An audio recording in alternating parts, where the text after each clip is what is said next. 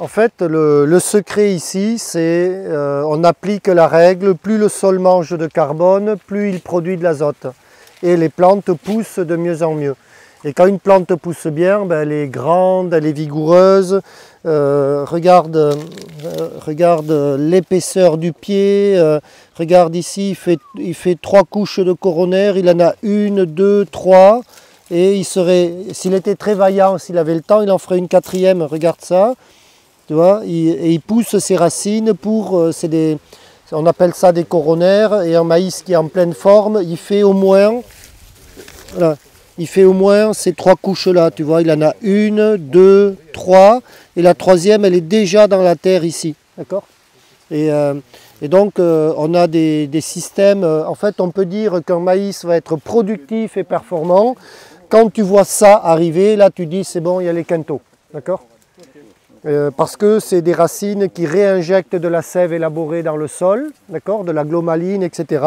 La plante, elle fait pompe à eau, pompe à sève. La sève élaborée, elle la remet et elle renourrit la bactériologie et elle renourrit toutes ces mycorhizes pour continuer à alimenter la machine. Et en fait, les maïsiculteurs, ils ne savent pas que cette couche-là de racines, regarde ça, c'est la plus importante du monde. Tu vois, hop, tu as vu d'où elle part et jusqu'où elle est capable d'arriver par terre. Et si ça voit le soleil, c'est foutu. Hein, viens là, hein, t'es gentil. Hein, voilà. Et si ça voit le soleil, ben c'est foutu, ça va brûler et le maïs, à un moment donné, il va être en difficulté. Hein. Et donc regarde le maïs, comment il est vaillant, à partir de quelle hauteur il est capable d'aller envoyer sa racine. Hein? Si la nature fait bien les choses, ah, oui, champignon. Oui. Sous le soja, une rafle de maïs, ce champignon qui pousse. C'est beau ça. Ah, oui, oui. Impressionnant, oui. Ça c'est une rafle de maïs où pousse un champignon, d'accord? Et cette rafle de maïs, elle est de l'année dernière, d'accord? De la récolte de l'année dernière, et il y a un soja qui pousse par-dessus. Et ce champignon, il peut pousser parce qu'il a de l'humidité, donc la rafle, elle se gorge d'humidité, et c'est les champignons qui viennent dépolymériser la cellulose dure et la lignine, si tu veux. Et donc, ils viennent faire la première dépolymérisation du carbone qui est là-dedans. Ça va faire un champignon. Ce champignon, il va être brouté par des colamboles et d'autres individus qui vont faire pipi et caca. Et hop, ça y est, la minéralisation de ce morceau de paille commence. D'accord ? C'est complètement affolant hein, quand tu vois ça. Tu dis... c'est super, et donc tout ce qui ne pourra pas être dégradé par la chaîne trophique, par l'activité biologique, finira en humus stable dans le sol. Et donc là, le maïs, tu l'as semé quand à peu près cette année? Mi-mai? Oui, mi-mai. Pas avant? Ouais. Non, on a attendu les pluies parce que c'était sec. Oui, c'était très sec. Ouais. Et tu n'as pas idée d'irriguer éventuellement pour semer? Non. S'il n'avait pas plu, si, on l'aurait fait. Ouais. On l'aurait fait, mais... bon, là, on a attendu que la pluie arrive. Oui, oui, oui. Voilà, le problème, c'est que cette année, on a sur le bassin de la CACG, il y a un gros déficit en eau. Oui, oui, oui. Déjà, dès le départ, ils ont commencé de nous alerter. Alors, on a eu de la chance d'avoir un peu de pluie au mois de mai. Là, aujourd'hui, début août, le maïs n'a reçu que 2 irrigations. De combien? 25 mm? 2 fois 25. Ouais. Et 2 fois 25. Et le soja vient d'avoir sa première irrigation, qu'on va aller voir. Et à ce moment-là, c'est vrai qu'au mois de mai, mais il y avait quand même une grosse incertitude. Parce que si on avait eu une sécheresse que l'on peut avoir de temps en temps l'été, ça aurait été dramatique parce qu'on n'allait pas avoir de l'eau jusqu'à la fin. Ah oui. Du coup, le paillage qui est au pied là, du maïs, c'était quoi? C'est en métail? Non, c'était avoine féverolle. Ah oui, tout simple. Voilà, avoine féverolle. Ce qu'on voit là. Ici, ça a été... Bon, là, j'ai vu que j'avais fait une petite erreur. Là, j'ai pris un peu peur là, vers la mi-avril, quand j'ai vu que on n'avait pas eu de l'eau depuis près de 2 mois, on n'avait pas eu une goutte d'eau. Là, je me suis fait un peu peur. Je me suis dit, tant pis, je stoppe les couverts. Et j'attends qu'il pleuve, et dès qu'il pleut, je sème. Et en définitive, je n'aurais pas dû stopper, j'aurais dû laisser pousser le couvert, parce que c'est ce que j'ai fait sur le soja. Et ça a permis d'avoir une parcelle très très propre, avec avec un couvert détruit au tout dernier moment. Oui. On va aller voir. On va le voir. Hein. Et ici, par contre, comme il a été détruit un petit peu tôt, 3-4 semaines avant, surtout la féverolle, elle se dégrade très vite. Et automatiquement, il a fallu passer quand même un herbicide. Quoi. Oui, il manque du couvert après. Et quand tu vois le maïs comme ça, toi, de ton expérience, il est en retard ou il est dans le tempo? Oh, en retard, non, en retard, oui. Bon, c'est vrai qu'il serait, pour récolter en grain, il serait peut-être un peu en retard. Bon, après, mais nous, comme on ensile les épis, on les ensile à une humidité du grain entre 35 et 40, ce qui fait que pour nous, c'est pas un souci. Après, ce qu'il faut quand même savoir, c'est que là, cet été, on a des journées relativement froides. Oui. Et ça, comme aujourd'hui, ça avance du tout, quoi. 18. 18. Ah, 18. Ouais, pour du 725, le 725, c'est 14 à 16 la moyenne. Voilà, donc, élaboration du rendement, très bon, 18. Alors je pense que tu es déjà entre 16 et 18. Et si tu comptes, 1, 2, 3, 4, 35, 36, 40, on ne sait pas trop. Donc si tu fais 40 par 18, ça fait combien ça? 40 par 10, 400, et 4 x 8, 32, 320. Après, on a 700 grains minimum par épi. Après bon, tout dépend, le PMG, celui-là il est assez gros justement. Oui. Et bon, après bon, toi tu as toujours dans les 85 000, 90 000 pieds hectares là, quand tu sèmes. Semer 92, alors ici, levé 85 non, 80. Levé 88, on est à 88%, sauf que cette année, on a 15%, non 13% de pertes par les sangliers. Mais ici, par contre, j'ai ressemé. Oui, ça fait beaucoup de monde. Là, on a 120 000. Hein. Oui, ça fait du monde. Alors, 120 000... ça fera des épis un petit peu plus petits. Tu vois, comme celui-là, il sera... Ça, c'est celui qui a été semé le lendemain. On va bientôt plus pouvoir attraper les épis. On va bientôt plus pouvoir attraper les épis. Ah oui. Oui, mais non, regarde. Pof. Ça, c'est... Sauf que regarde, celui-là, il a mieux fécondé. Celui-là, le haut a été limite, quoi. Oui, non, mais celui-là, il va faire un peu encore, mais bon. Celui-là, il fait 16. Voilà, c'est ça. 16, et vu la densité qu'il y a, ça doit... 16 par 40. Ça doit faire de la... Donc, ça il va être... Ça doit faire du monde. Hein. Alors bon, moi, c'est sûr que là aujourd'hui, c'est difficile d'estimer un rendement, hein, mais... Donc, allez, on y va. 650 grains par 90 000 pieds. Allez. Bon, de toute manière, tu fais le PMG. Les 3 dernières années, on a fait 140. L'objectif, c'est très rapidement de les dépasser, quoi, et de monter, parce qu'il y a encore un potentiel, le maïs a un potentiel énorme. Il faut savoir que le record, c'est pas sous serre ni en laboratoire. Pour avoir un record, c'est sur une parcelle de minimum, je crois, 3 hectares et quelques. Hein. Oui, il faut que ce soit représentatif de quelque chose qui est agricole. Le record mondial. Ah oui. Il passe les 300. Donc, il a un potentiel énorme et c'est vrai il y a moyen de progresser encore. Il y a vraiment moyen de progresser. Impeccable. Alors après, c'est vrai que ce qui est surprenant pour ceux qui ne connaissent pas, nous on n'y porte même plus trop attention, mais pour ceux qui ne connaissent pas, c'est que là on est sur un sol qui depuis 16 ans n'a vu aucun travail. Zéro travail. Il n'y a que le disque du semoir qui dépose la graine. C'est tout ce qui voit le sol, quoi. Et puis, bon, voilà, quoi. On voit... Et d'ailleurs, essaye d'arracher un pied. Allez, je te donne l'autorisation. C'est inarrachable. Non, mais essaye de l'arracher. Encore cela, les populations, tu ne peux pas. Bon, oui, et puis bon, ça a été irrigué. Il vient d'être irrigué, tu as eu de la chance. Voilà. Voilà, en étant irrigué. Mais les populations, c'est pire. Les populations, tu ne peux pas. C'est pire que ça. C'est incroyable. Et le tournesol, là c'est pareil. Bon, moi j'ai mal au dos, essaye d'en arracher un. Comme ça, on va voir le système racinaire. On va commencer par celui-là. Ah, pas le plus beau quand même. Quoi, celui-là? Ah non, oui, voilà. Non, la terre est humide. Donc, il vient de prendre de l'eau, un peu de pluie, voilà, il vient d'être irrigué. Mais quand la terre, tu sais, commence à sécher un peu, tu ne peux pas l'arracher. C'est incroyable. C'est incroyable. On voit bien le système racinaire ou pas? Oh, bah, Bon, c'est-à-dire, on les casse, quoi. Tout est cassé, voilà, c'est cassé oui, partout, c'est cassé là. Tout se casse, quoi. Voilà, mais bon. Après, ce qui est intéressant, c'est de voir, disons, la coupe du sol, quoi. Et oui. Tu vois le dessus, c'est toujours... Ça, ça c'est 16 ans de semi-direct, terre noire et humifère, et ça, c'est la vieille terre qui était de la vieille pratique. Qui était encore à travailler, et en fait, la terre, elle s'améliore toujours par-dessus, et petit à petit, elle prend en profondeur. Mais en fait, pour faire ça, oui, quand on dit il faut 100 ans pour faire un centimètre de sol, c'est des conneries.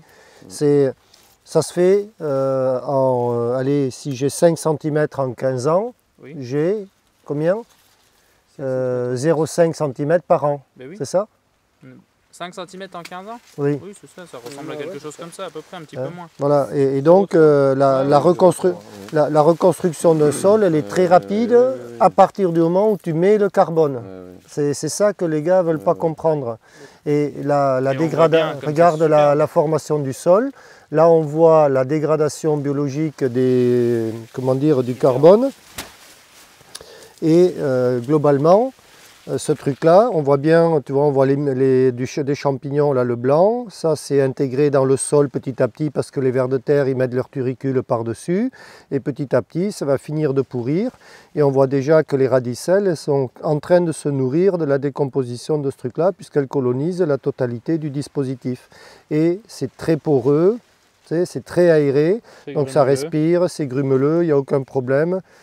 Il faut le sentir. Regarde. Hein, oui. Et donc à chaque fois que tu fais ça, tu as une bonne odeur de terre, je dirais.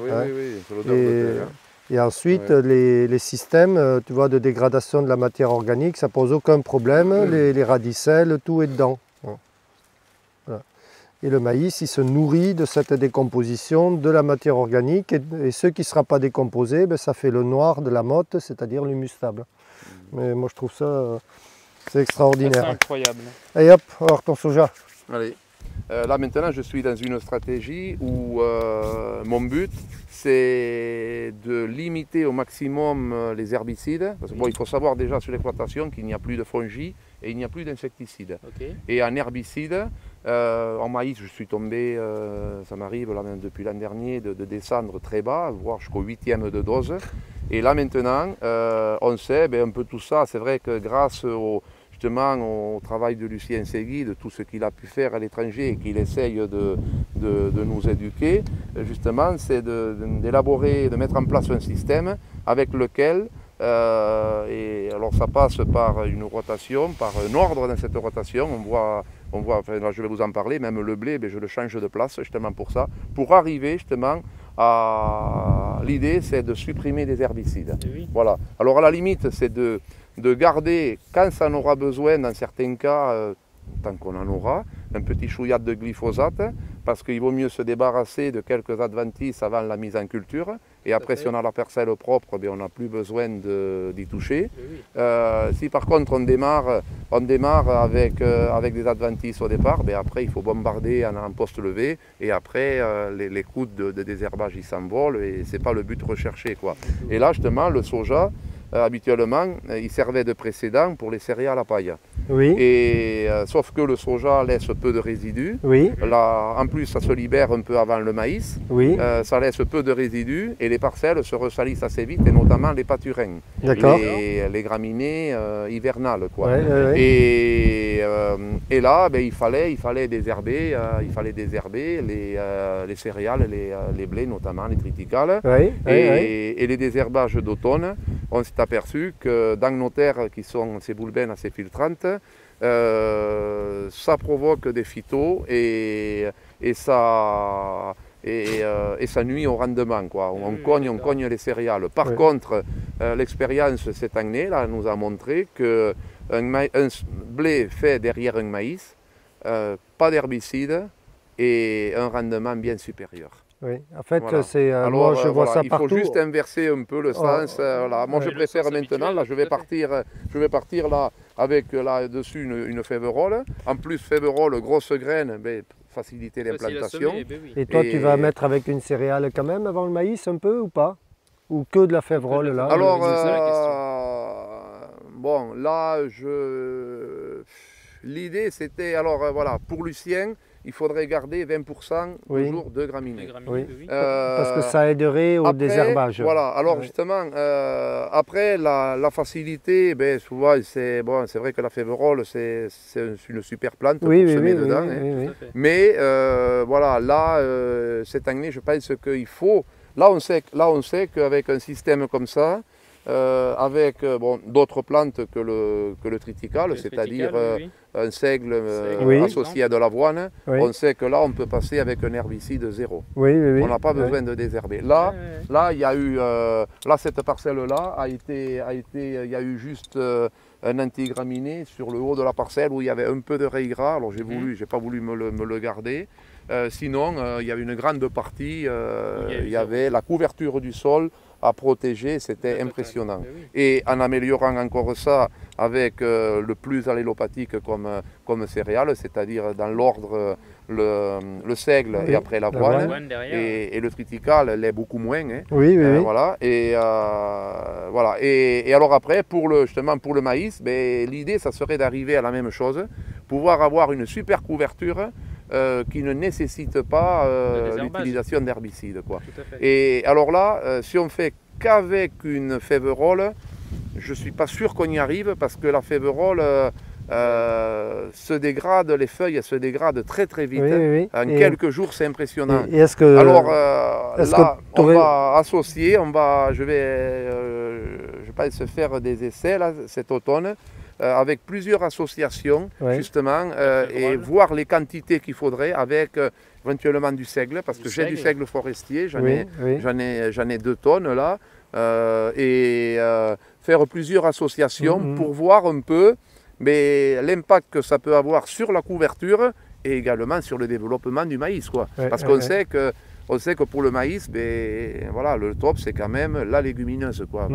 Mais voilà, si on pouvait arriver, alors là on sait que dans ce système-là qu'on est en train de mettre en place, si on le regarde sur les 3 ans, on démarre après la céréale à paille, on fait un premier couvert de plantes gélives, quasi. Quand le semoir est passé au 15 octobre pour semer le second couvert là-dessus, là déjà on sait qu'on n'a pas besoin de glyphosate.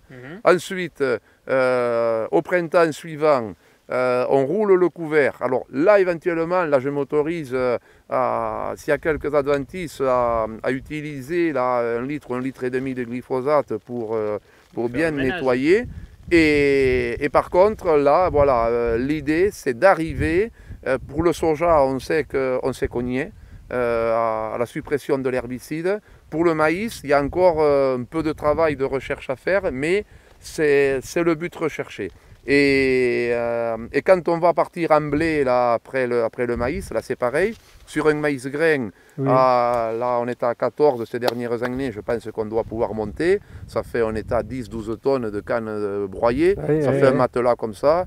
Là, il n'y a pas besoin. Même en haut, comme on a vu dans les bordures, un peu de panique ou c'est terre. De toute manière, c'est des plantes estivales. Une fois le broyeur passé, déjà, tu n'as plus rien. Et puis, c'est gélif, ça. Donc là, il n'y a pas de souci. Donc là, pour faire du blé sur un maïs, il n'y a ni besoin de glypho.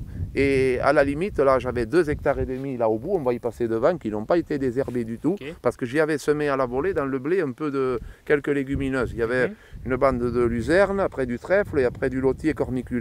Ça a été des levées pas trop bien forcément réussies parce qu'il y a eu une période très sèche et à ce moment-là. Alors le blé avait bien levé quand même parce que il était semé au semoir et le restant je l'ai semé juste à ce moment-là mais à la volée et puis roulé après.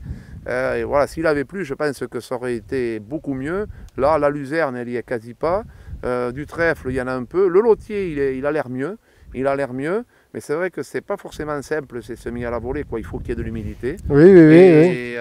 Et là, dans cette parcelle-là, on n'a pas été désherbé du tout. Et elle était relativement propre, il n'y avait pas une adventice qui était au-dessus des épis de blé. Il était vraiment nickel. Et il y avait un rendement bien plus important que sur le soja, parce que le soja en plus, le blé sur le soja avait été désherbé l'automne, et ça avait castagné le blé. Mais je vois ça de plus en plus, c'est-à-dire on a de plus en plus de phytotoxicité sur les herbicides notamment, et même les fongicides. On a cramé des céréales cette année, on se pose la question si les adjuvants qu'ils nous ont remis dedans, ils ne les mettent pas plus puissants pour que l'impact du produit soit supérieur, et on se retrouve avec des grosses difficultés, des phytotoxicités qui bloquent les plantes pendant 15 jours blanches. Hein. Ça ne pousse plus. Quoi. Et là, tu as fait plus de mal que de bien, de toute façon. Sûr. Donc ici, on a dit pas de désherbage. Alors là, on est sur une zone, le bas de la parcelle, il n'y a rien eu. Le haut de la parcelle, il y avait un peu de raigra. Là, il y a eu un centurion, un antigraminé. Parce que bon, je voulais pas me lui laisser parce qu'il aurait grainé, et puis voilà. Parce que voilà, des systèmes comme ça, si on veut arriver, c'est pour ça qu'en bio c'est hyper compliqué ça, de faire ça, parce que il faut tout faire pour avoir des parcelles, les parcelles les plus propres possibles. C'est-à-dire déjà quand on sème un couvert, dans une semence de couvert, tu peux avoir quelques pieds de raigra, quelques saloperies. Et alors il faudrait tout passer au séparateur pour que ça soit relativement propre. Trier, nettoyer, Et après voilà, dès que tu as quelque chose, tu vois, tu crains un peu, mais à la limite, voilà, tu fous un coup de glypho, tu vois, pour nettoyer, enfin, quand c'est le moment, bien sûr. Hein. Et voilà, pour arriver à utiliser vraiment à l'avenir quasi plus d'herbicides, quoi. Mais ça, une fois de plus, moi j'en suis convaincu que c'est assez facilement, même je dirais, allez, presque, ça sera facile à faire dans peu de temps parce qu'on y est, mais à condition de ne pas être en bio. Parce qu'on est sur des systèmes où on a la possibilité, justement, si on voit que c'est il y a quelques adventices, mais on va nettoyer avec 1 litre de glypho ou 1 litre de misifo. Et on a la fertilisation, et notamment azotée, qui va permettre de faire repousser les plantes, d'avoir de la biomasse, parce que c'est pas avec un couvert chétif qu'on va couvrir le sol pour empêcher la levée des adventices. C'est ça. Là, il faut lumière, alors après, ces systèmes-là, en bio, là où je suis convaincu que c'est vraiment intéressant, c'est en maraîchage, parce que c'est sur des petites surfaces qu'ils font ça, donc possibilité de mettre des grosses quantités de paille, d'acheter des composts, des engrais organiques, même si c'est un peu cher, mais pour du légume, c'est pas un souci, ça passe. Haute valeur voilà, il y a une haute valeur. En grande culture, pour de la céréale, c'est des systèmes qui, aujourd'hui, il faut être honnête, c'est hyper compliqué, quoi. Moi, je ne me sens pas capable aujourd'hui de partir en bio, quoi. D'autant plus que dans mon système, là, qu'on est en train de se caler, là, 100 hectares de SAU, en gros, 50 de maïs, le restant soja, blé, et d'ici 1-2 ans, tout sera transformé en viande sur l'exploitation pour sortir à peu près 1000 bêtes, 500 mâles et 500 génisses. Voilà. Et donc il ne s'agit pas de passer en bio et diviser les rendements par 2. Quoi. Nous, il nous faut si produire. Tu veux nourrir 1000 bêtes, voilà. Tu dois garder la production. Comment ? Tu dois garder la production. Et oui, voilà. Et puis même, j'ai même l'ambition d'augmenter encore les rendements, parce que je vois, là je vois que depuis 2 ans, je vois que ça s'accélère, quoi. Parce que je vois que voilà, on est en permanence en train d'innover, et c'est vrai que si pendant longtemps, mais par manque de connaissances, bon, on patinait un peu, quoi. On patinait. Bon, après, progressivement, c'est vrai qu'on a progressivement, mais voilà, au fur et à mesure des années, c'est vrai que les 3 premières années, j'avais personne, j'étais seul. Personne pour donner un seul conseil.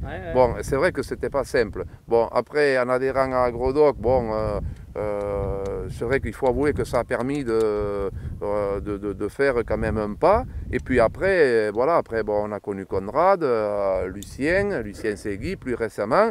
Et c'est vrai qu'au fur et à mesure, on voit que chaque fois qu'on monte d'une marche, quoi. Ah oui, on monte d'une marche et on voit qu'il y a un potentiel, il y a un potentiel énorme, quoi. Et ce que l'on fait, ce que l'on voit aujourd'hui, quelqu'un qui démarre là maintenant, moi je suis persuadé, en très peu de temps, il peut avoir ses résultats.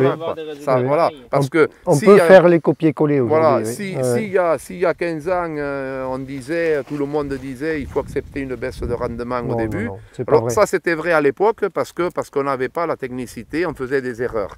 Et même au niveau du matériel, c'est vrai qu'on n'avait pas, on a énormément progressé quoi depuis.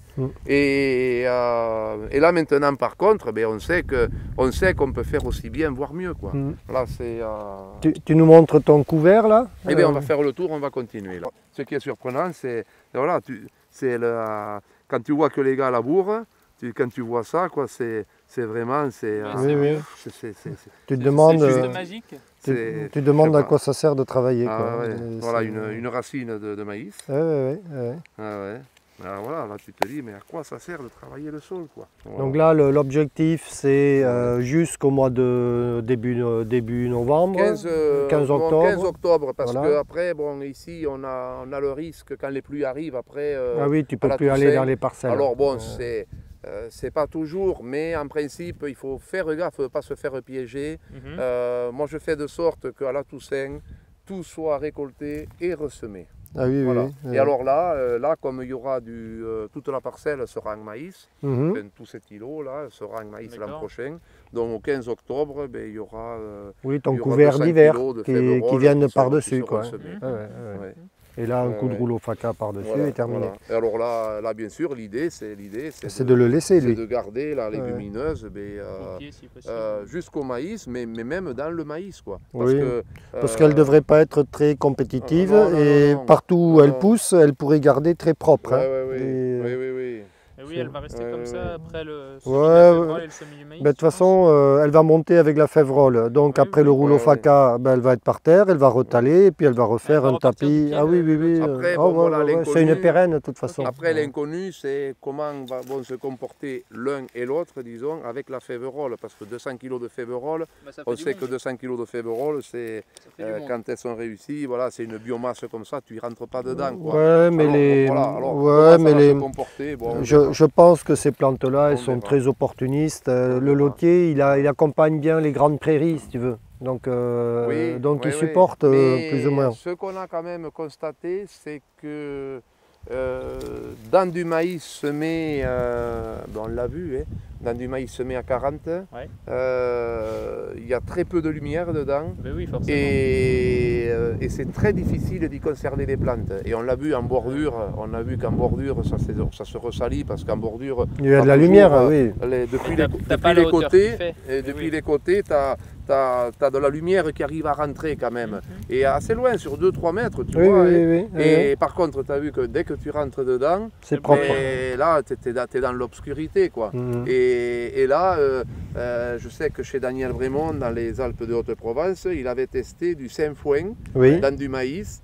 Et quand il a récolté son maïs qui était à 80, le sainfoin, il était joli, il était nickel. Dans le 40, il n'y avait pas un pied. D'accord. Il n'avait pas un pied, il n'a pas pu s'en sortir. Et voilà.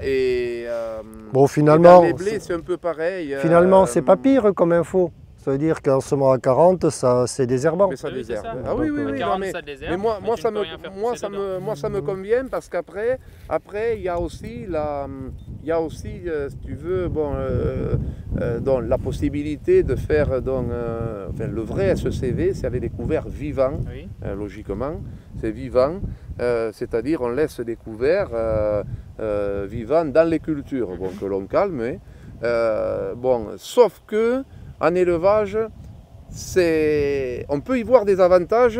On peut se dire, l'avantage c'est que on récolte pas, mais on a de suite quelques jours après ou quelques semaines, on peut avoir une récolte à pâturer. Voilà. Sauf que ça peut avoir aussi des inconvénients. L'inconvénient, c'est quand tu es éleveur, tu récoltes la paille pour faire ta litière que tu ramènes après sous forme de fumier ou compost. Sauf que quand tu récoltes la paille, si tu as un trèfle ou une luzerne qui arrive à la hauteur des épis, par exemple, tu as ta paille qui a du vert dedans, Et là, je te garantis que tu ne la récoltes pas de suite, la paille. Alors, si tu as la chance d'avoir quelques jours de soleil, ce n'est pas un problème.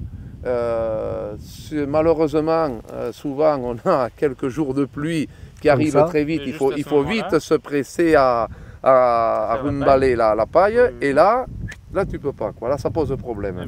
Alors, c'est vrai que ça peut engendrer quelques contraintes, quoi. Oui, mais peut-être aussi que dans le débat, on avait commencé à faire des doubles cultures et puis finalement on se retrouve à faire des cultures principales avec beaucoup de paille pour le retour.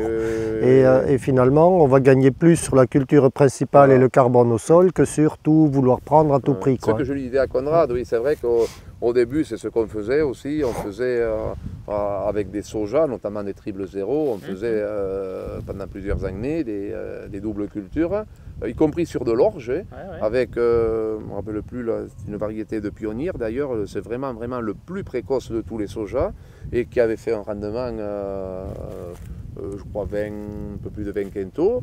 Bon, mais après, tu t'aperçois qu'en définitive, moi je me suis aperçu que dans ces systèmes-là, tu sors 2 cultures moyennes, quoi. Et mon idée, c'est plutôt justement de vraiment déplafonner les rendements et faire avancer le système. Parce que quand tu fais 2 cultures moyennes, ça veut dire que tu as 2 cultures qui ne te laissent pas trop de résidus. Surtout le soja, déjà il ne t'en laisse pas trop. Voilà. Et on en revient toujours au même point, quoi, à ces 7 ou 8 tonnes de carbone qu'il faudrait minimum, on ne les a pas, quoi. Alors on ne les a pas, alors déjà, ça va peut-être poser sûrement un souci peut-être pour protéger de l'enherbement, mais avant tout déjà pour que le système fonctionne, pour que la fertilité du sol fonctionne, parce que là, personnellement, l'expérience m'a montré que quand tu sors trop d'une parcelle, que tu ne restitues pas assez, très vite, tu as les rendements qui baissent. Moi, je l'ai vu sur une parcelle un peu plus loin. En 2 ans, on a exporté 4 fois. C'est-à-dire, on a exporté, là c'était la plante entière à ce moment-là, 2 fois le maïs et 2 fois le métail. C'est-à-dire, il y a eu 4 récoltes en silage en 2 ans. La 3e année, là j'ai vu qu'il fallait pas insister, quoi. Il fallait vite redresser. Là, la 3e année, je te garantis qu'on a remis une dose de fumier, et puis là on est reparti sur de bonnes bases. Et là, tu vois que voilà, là, il faut. Moi j'ai mis, à la limite, j'ai mis longtemps à comprendre ça. On le sait, tous on le sait quand on est là, tous on le sait que le couvert, c'est. Tu ne peux pas faire du semi-direct sans couvert, on le sait, ça tout le monde le sait. Mais moi j'ai quand même réalisé, il y a peu de temps de ça, que c'est vraiment la clé de voûte du système. Et avec le couvert, c'est impensable ce que tu peux faire, quoi. Tu peux vraiment un couvert très performant, avec des plantes bien adaptées au niveau de l'allopathie en fonction de ce que tu vas semer après. Et voilà, tu peux arriver à jouer sur l'azote, sur la productivité, sur le système en général, sur la fertilité du sol, sur l'enherbement. C'est vraiment, le couvert, c'est vraiment la base du système. Ça, c'est vraiment, et c'est beaucoup plus qu'on pourrait le penser. Pourtant, moi, dès le départ, j'étais conscient que ça ne pouvait fonctionner que qu'à condition de mettre un couvert, ça on le sait tous.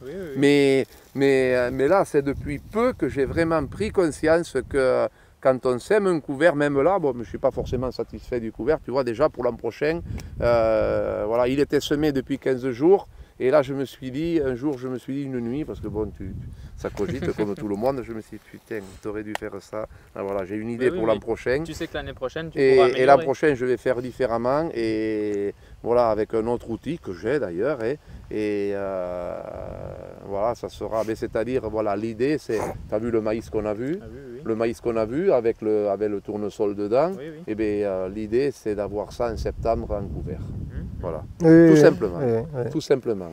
Et là-dedans, alors là, quand tu es là, moi je suis convaincu que si en plus on a un peu d'eau et fertilisé, alors bien sûr pas de 100 unités d'azote, mais un peu fertilisé, et là, moi je suis convaincu qu'avec des mélanges comme ça, si vraiment l'eau n'était pas un facteur limitant, on peut arriver à 30 tonnes. Ah oui, matière sèche, on peut les faire.